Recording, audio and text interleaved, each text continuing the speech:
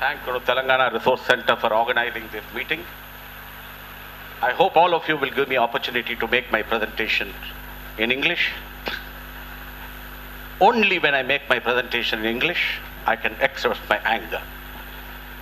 And I will also take less time. I'm a professional teacher. Normally I take a 3-hour class or a 50-minute class, but I will exactly take less than 10 minutes to make my presentation. I would like to raise this debate to a larger level. I hope Mr. Ved Kumar will take the initiative next time to call policy makers and political executives of Andhra Pradesh, particularly of Telangana region. We and Murli Manohar have been conducting many meetings. I'm a part of that document. We have conducted a meeting just about a fortnight ago, where many MLAs and MPs have come. We conducted several meetings in Kakatiya University. We conducted a massive meeting in Jubilee Hall. We conducted a massive meeting in Osmania University. This debate has been going on for quite some time. We met Chandrababu Naidu. We also met the present Chief Minister. I do not want to get into those details. I speak with anger because I know when we met Kiran Kumar Reddy, what is the nature of response we got when he took us with the backward classes minister. We did not even get perhaps more than 5 minutes or 10 minutes. I was anyway speaking in English. I know Kiran Kumar Reddy does not understand any language. That is why perhaps he said, let us leave it like that. My dear friends, you have to understand, when we talk about democracy, democracy planning is meant for whom? That is where I want to raise this debate to a bigger level. Today, why are we asking for SC/ST sub-plan or a BC sub-plan? We are definitely not saying because, SC/ST sub-plan has come that we must get into a BC sub-plan. Definitely not. As a teacher, when I talk about development is for whom? And for what? It is for 90% of the people who do not have access to anything. I will try to give a little bit of an agenda for this country in terms of when we talk about planning process. And there's a new terminology which is growing in this country in terms of inclusive growth. We didn't talk about inclusive growth for 60 years in this country. Manmohan Singh and Montague Ahluwalia and Chidambaram talks about inclusive growth. What is this inclusive growth? All growth has got to be inclusive. For 65 years, they've excluded people. 90% of the people were not included in the development process or in the planning process. They're totally insensitive to the planning process and concerns of the people of this country. Why we have to be angry, my dear young friends here? Because here, we have got, Montague Ahluwalia saying, 26 rupees and 30 rupees is enough, that those people are above the development. Those people are above what we call the development process. They are no longer, in the process of poverty line. They are above the poverty line. If that is the kind of a development model which is being adopted, I'm sure tomorrow when this plans also come into existence, they will adopt the same kind of a model and say, no, well, we have given you a BC sub-plan and every person in the BC sub-plan who's having more than 30 rupees is above the poverty line, 26 is above the poverty line, they do not have to be brought under the development process. That is the kind of a definition today. As Mr. Kondal Rao was talking about, the agenda is set by the World Bank. The World Bank is insensitive to people's concerns and people's needs. So the important point I'm trying to make, the 12th plans we had, first plan to the 12th plan, people were never a part of the planning process. Otherwise, we would not have. There are economists sitting here. Do not go by the data which the government of India is giving. More than 50% of the people in this country live below the poverty line. When we travel across the country, I travel across the country, including Gujarat, including Bihar, where people are talking about a development model. What kind of a development is there? More than 60% of the people in these regions, take any kind of a human development index of these regions, very low, whether it's health, education, literacy, nutrition. In that kind of a process, when we are talking about, it is very important for us to get into this issue about development. And I think it is important. That is where I think we need to educate. I will just take about 2 minutes what the Constitution talks about. Yes, Mr. Kondal Rao has been rather he has given his own perception. But let me quote the Constitution. Let me quote the Constitution. I'm not interpreting. I'm just quoting what is there in the Constitution. I have the document with me.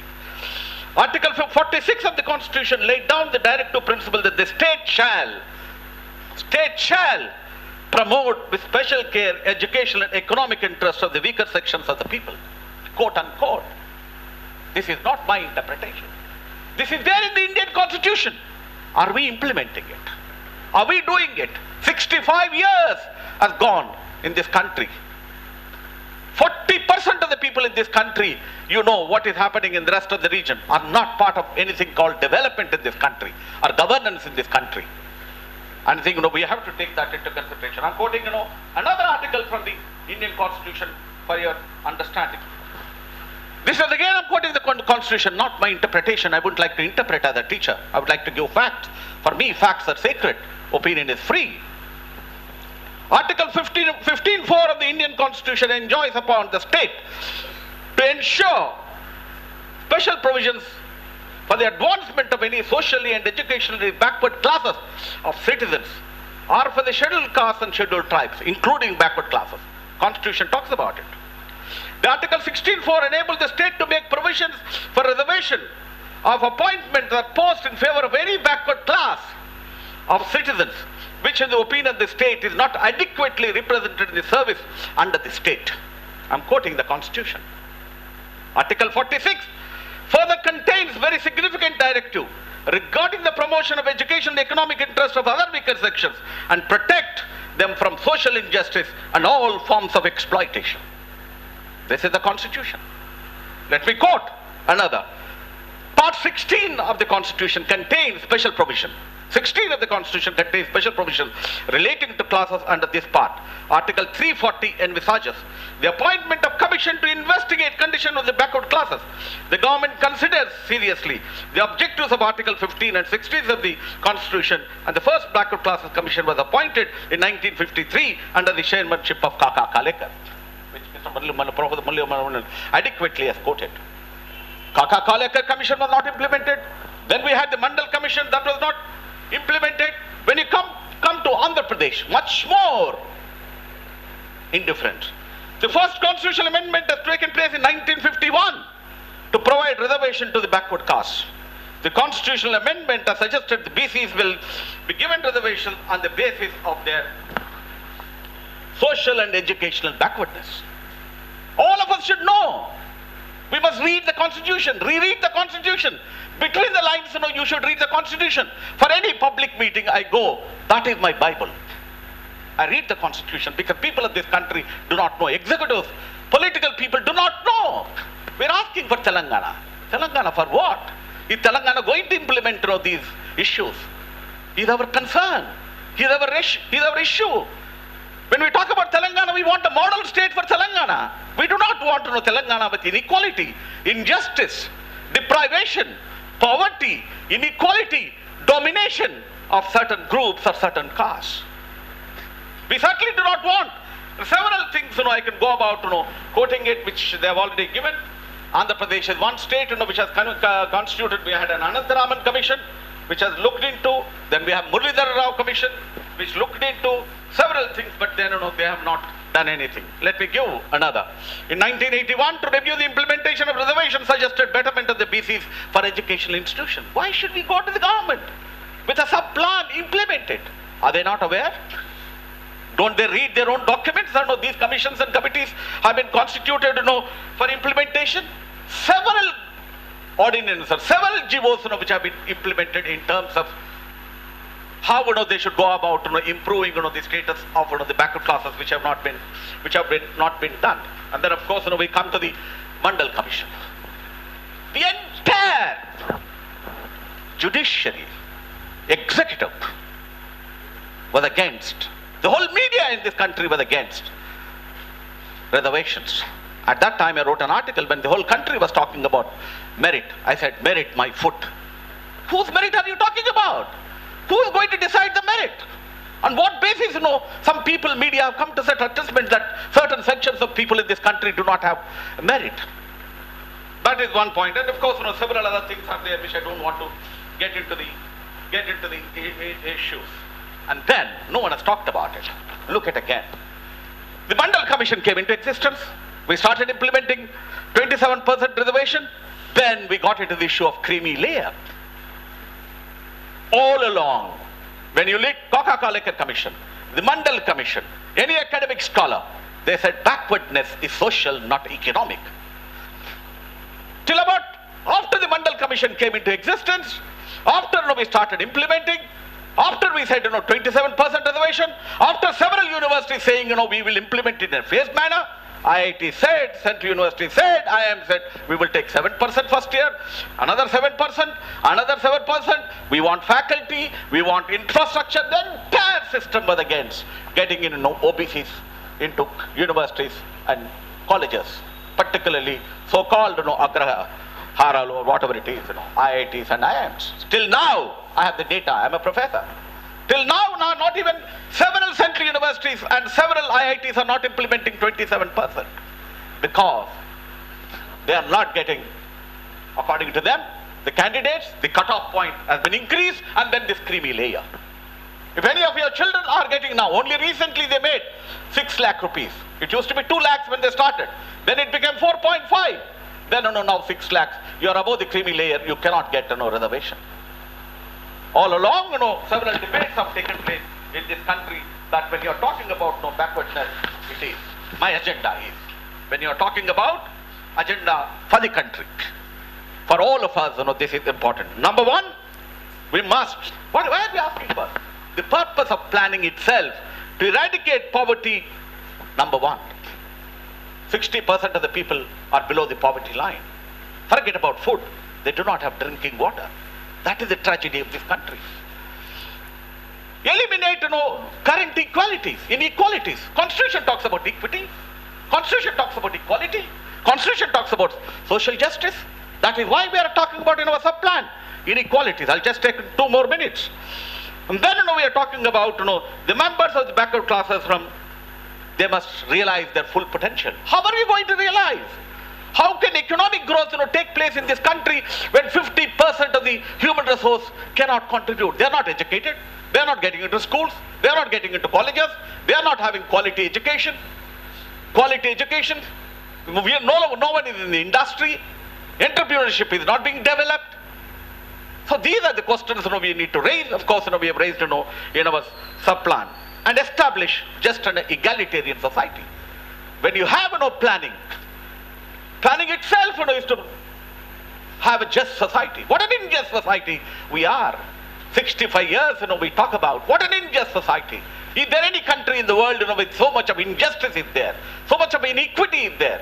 So much of inequality is there? I cannot see. That is one point I want to make. And then, of course, we also made it another point. Then play a proactive and progressive role in empowering and protecting the backward classes. What is development? Development is for empowering people, giving power to the people. If you cannot give power to people, democracy has no meaning. Planning has no meaning.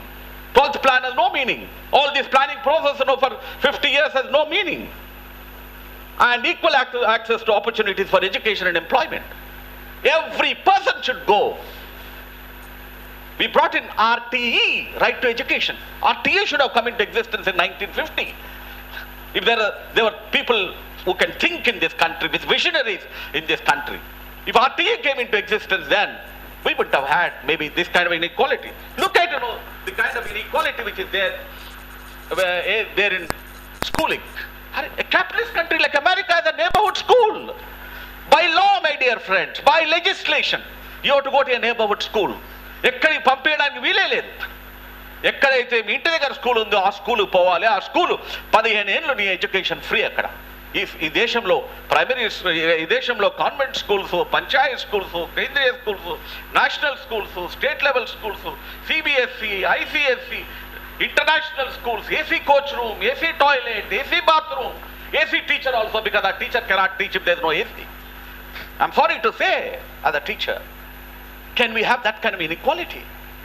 That is where, my point is, we have talked about in our document also, then provide increased access by the state and civil institutions. All of us, particularly the deprived sections, backward classes, carve out a strong role for BCs in shaping the society and economy. As long as, this 52% does not become part of the development process, part of the modernization, part of empowerment, both political empowerment, economic empowerment, and political empowerment. And then we need to protect, interests of the BCs. Policy formulation has to be there. We need to have legislation so that, we can go about, implementing it, rigorous implementation of all the protective laws. India is one country which has got a lot of law and legislation. There is no problem. But are we implementing that law and legislation? We do not want to know any of the supplant, whether it is a SC or a ST supplant or a BC supplant, or the planning process itself. How the money is being diverted for all kinds of non-developmental activity. I hope, the idea is to have more than 90% of the population a secure livelihood, that their human rights are protected, their civil liberties are protected, they have a dignified life. That is the whole purpose of having a civilized society. That is the whole purpose of having democratic planning. I hope, with this kind of a debate, which we'll continue to raise, we are not going to be keeping quiet. We are committed people. We have been raising several issues concerning several people. All of us are asking for Telangana. I hope people are asking for it. Mainstream political parties will bring about a document, a vision document. We have a vision. We've already developed a vision document. I hope, they will listen to our voice. And that voice will get percolated to every village. Telangana does not exist in a vacuum. It exists in the political and social and economic reality. The reality is mind-boggling. The reality is terrible. And I hope, they understand that reality so that, we will develop a model state.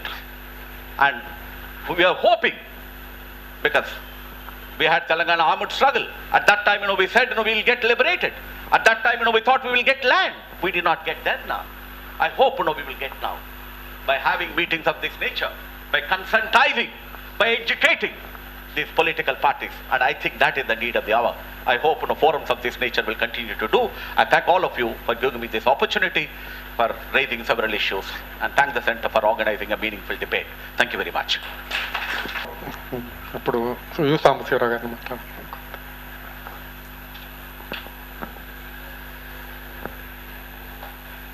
సభాధ్యక్షులు, సభకు హాజరైనటువంటి సామాజిక కార్యకర్తలారా, నేను ఈ సందర్భంగా ఒక 3 విషయాల్ని ప్రస్తావిద్దాం అనుకుంటున్నాను. ఒకటి, సబ్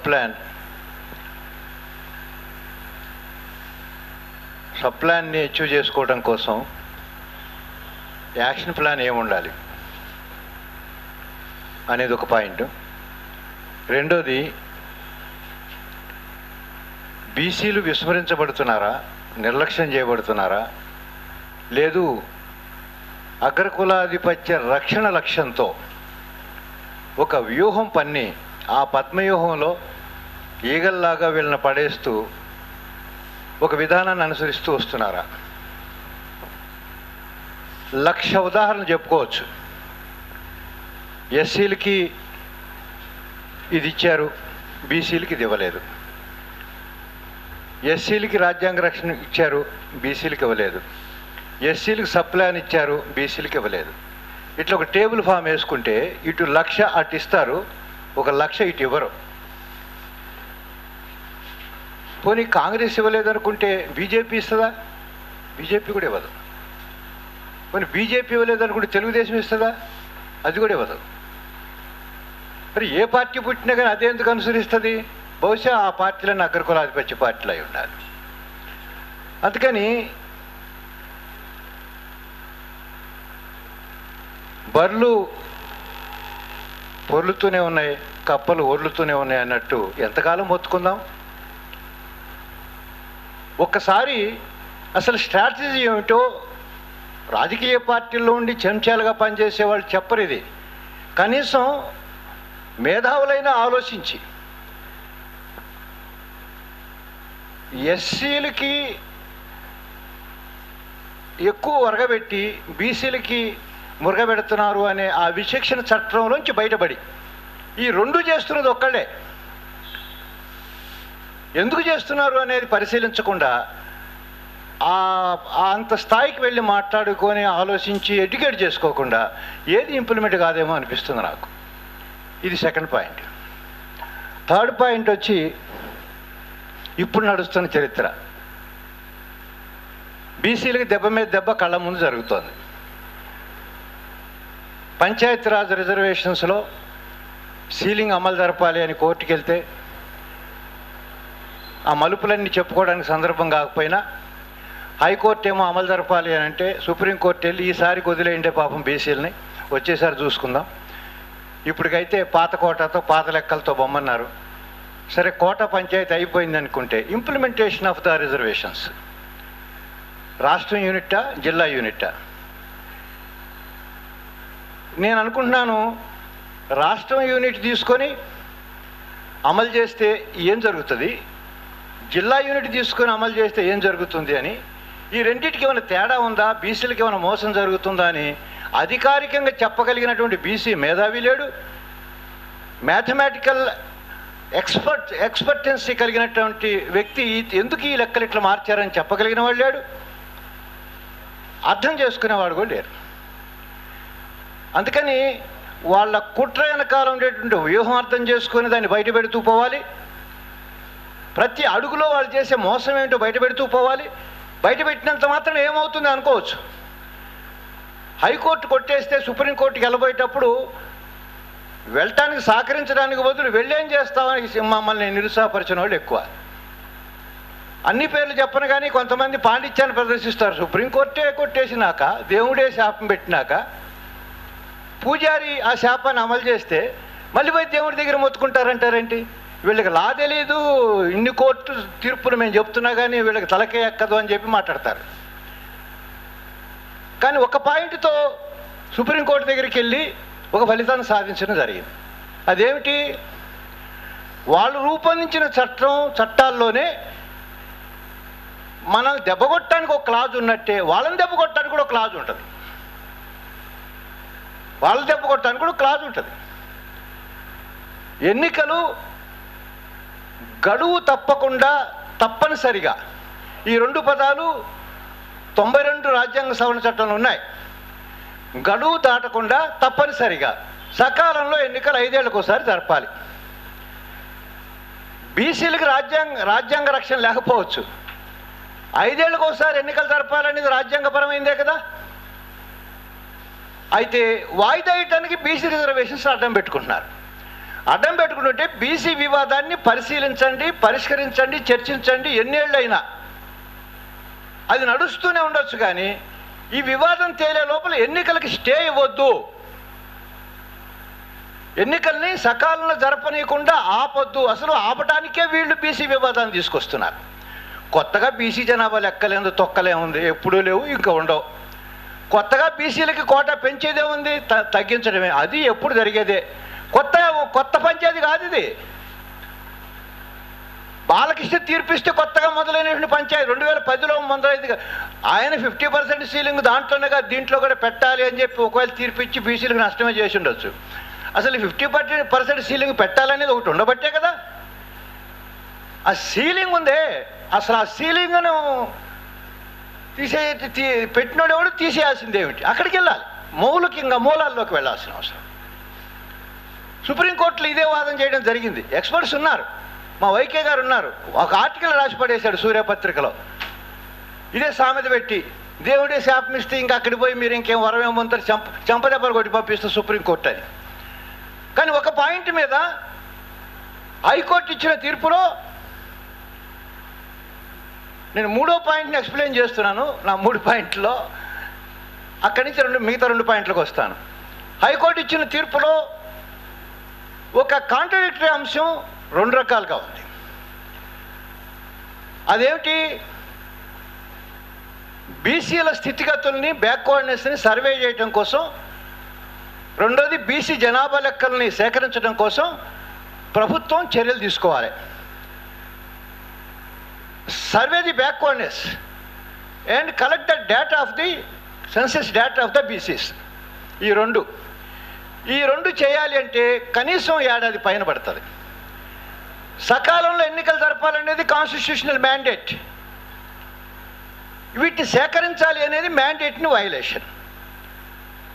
సేకరిస్తే ఆలస్యం జరుగుతుంది, వెంటనే ఎన్నికలు పెడితేనేమో ఈ జనాభా లెక్కలు సేకరించకపోవడం court contempt of the court అవుతుంది. ఇది వన్ థింగ్. రెండోది, కాన్స్టిట్యూషన్లో 92 అమెండ్మెంట్లో తప్పనిసరిగా గడువు లోపల అనే 2 పదాలు రాజ్యాంగ సవరణలోనే మెన్షన్ చేయబడ్డాయి. దాని ప్రకారం తప్పనిసరిగా గడువు లోపల ఎన్నికలు జరపకపోతే జరపమని అడగటానికి సుప్రీంకోర్టుకి వెళ్ళొచ్చు. రిజర్వేషన్స్ ఏ విధానంలో ఉండాలనే దాని దగ్గర ఏ పాయింట్ అయితే ఉందో, ఎస్సీలకి జనాభా దామాషా, మహిళలకి 1/3 తగ్గకుండా, బీసీలకి రాష్ట్ర పరిధిలో పంచాయతీరాజ్ చట్టం రూపొందించిన ప్రకారం చట్టబద్ధ రక్షణ పరిధిలో వాళ్ళకు కూడా 3/3 తగ్గకుండానే, not less than 1/3 or not less than 33 in municipalities, not less than 34 in panchayat. There is a terminology is there. నీకు రాజ్యాంగ రక్షణ లేదు, ఓకే, చట్టబద్ధ రక్షణ ఉంది కదా. ఈ రెండో విషయం ఇది. సుప్రీంకోర్టు సీలింగ్ని ఏ పార్టీలు వైలేట్ చేయవు, ఏ తీర్పులు వైలేట్ చేయవు. ముస్లింలకు 5 ఇచ్చారు, 5 ఇవ్వటానికి ఇల్లేదు. దేని ప్రకారం? సీలింగ్ ప్రకారం. ఒకటి తగ్గిస్తే సీలింగ్ సరిపోతుంది. ఎన్ని తీర్పులు ఉన్నాయో చెప్పలేం. మన వాళ్ళ దగ్గర దస్తరాలు ఉంటాయి, 1,00,000 తీర్పులు ఉన్నాయి. సుప్రీంకోర్టు సీలింగ్ని అమలు చేయమంటారు, ఎక్కువ కోటా ఇచ్చారు నిలవదు అని. అంత 5 తప్పితే మౌలికమైన ప్రశ్న ఎందుకు లేవనెత్తట్లేదు మనం? నేను ఒక ప్రయత్నం ఏం చేస్తున్నాను అంటే, మొత్తం బీసీల హిస్టరీ అంతా చెప్పదలుచుకోవాలి నేను. మనం అలవి కాని చోట కూడా అలవి చేసుకోవటానికి ఆలోచించాలి. వాడు పన్నిన పథకం ఏదో పన్నాడు. అంబేద్కర్ అంటాడు, ఎస్సీలారా మీరు పోలీస్ స్టేషన్కి వెళ్తే మీకు రక్షణ లేదు, మీరు న్యాయస్థానానికి వెళ్తే మీకు న్యాయం లేదు, మీరు ప్రభుత్వ ఆఫీస్ దగ్గరికి వెళ్తే పట్టించుకునేవాళ్ళు లేడు. ఈ 3 విషయాలు రోజు నాకు ఫిర్యాదు చేస్తారు. ఒక్కసారైనా ఎందుకు ఇలా జరుగుతుంది అని ఆలోచించారా? Court, police station, collector office, ఈ 3 ఈ రాజ్యానికి సంబంధించిన అంగాలు. రాజ్యం ఎవరి చేతిలో ఉంటే ఈ అంగాలు వాడికి లంగాలు అవుతాయి, ఈ అంగాలు వాడికి లంగాలు అవుతాయి. ఈ రాజ్యం ఎవరి చేతిలో ఉంటే వాడు చెప్పినట్టు ఉంటాయి. దాంట్లోంచి చెప్పిందే పొలిటికల్ పవర్ ఇస్ మాస్టర్కి నీ చేతిలో ఉంటే ఏ బీరువా అయినా తెరవచ్చు. అందుకని రాజ్యాధికారం వాళ్ళ చేతిలో ఉన్నందువల్ల నీకు పోలీస్ స్టేషన్ రక్షణ లేదు, రాజ్యాధికారం వాళ్ళ చేతిలో ఉన్నందువల్ల నీకు